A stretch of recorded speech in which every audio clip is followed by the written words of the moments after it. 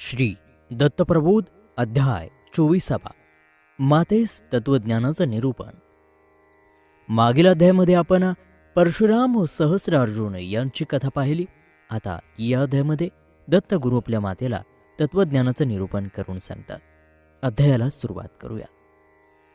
गुरुमहात्म्याचं वर्णन करणारी सहस्रार्जुनाची कथा दत्तात्रयांनी आपल्या मातेला सांगितली.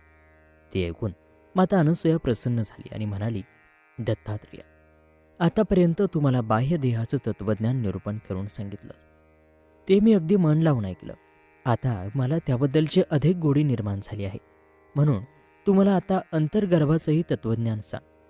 मी ते ऐकण्याचं उत्सुक आहे. मातेची उत्सुकता पाहून दत्तात्रयांना आनंद झाला. त्यांनी मातेस सांगायला सुरुवात केली. आपल्या देहात 9 नाड्या असतात. त्यांची नावं आणि त्या कुठं असतात, त्यांचं कार्य काय, हेही सर्व मी तुला सांगतो. सर्व नाड्यांमध्ये अतिशय श्रेष्ठ आणि मुख्य नाडी म्हणजे कुंडलिनी. 8 नाड्यांना ती धरून असते. ती त्यांचा आधार असते. कर्णापासून गांधारी आणि हस्तिनी या नाड्यांचा संचार सुरू होतो. नेत्रातून पुरखा आणि शंखिनी नाड्या संचारतात आणि पायांच्या अंगठ्यापर्यंत आपलं कार्य करतात व तिथंच त्या स्थिरावतात. नाकातून निघालेला इडा आणि पिंगळा या कंठात स्थिरावतात. हंस आणि प्राणवाहिनी या सर्व शरीरभर फिरून टाचेत थांबतात. माते, सगळ्यात महत्त्वाची गोष्ट लक्षपूर्वक आहे की वज्रनाडी जी असते तिचं गुज फक्त सद्गुरूच जाणू शकतो. त्याचं महात्म्य असं शब्दात नुसतं वर्णन करता येणं शक्य नसतं. 9 नाड्यांहून ही आगळीच नाडी आहे.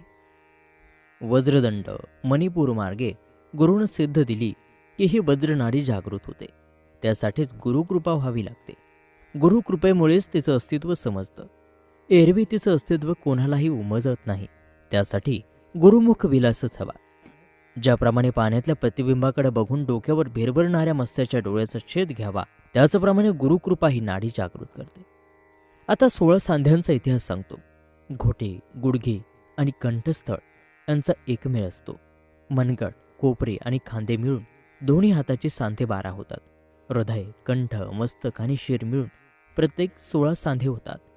यानंतर सांगतो त्या 72 कोठ्यांची उत्पत्ती आहे. आधार चक्रात 1 असतो. स्वाधिष्ठानी 1 असतो. नाभिस्थानी 10 असतात. असं एकूण 12 कोठे होतात.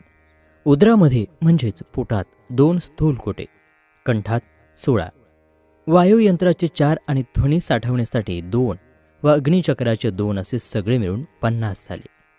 पश्चिमेचे 21 कोठे व त्यात ऊर्ध्वालाही 1 कोठे, अशा प्रकारे 72 कोठ्यांचा इतिहास मी तुला सांगितला.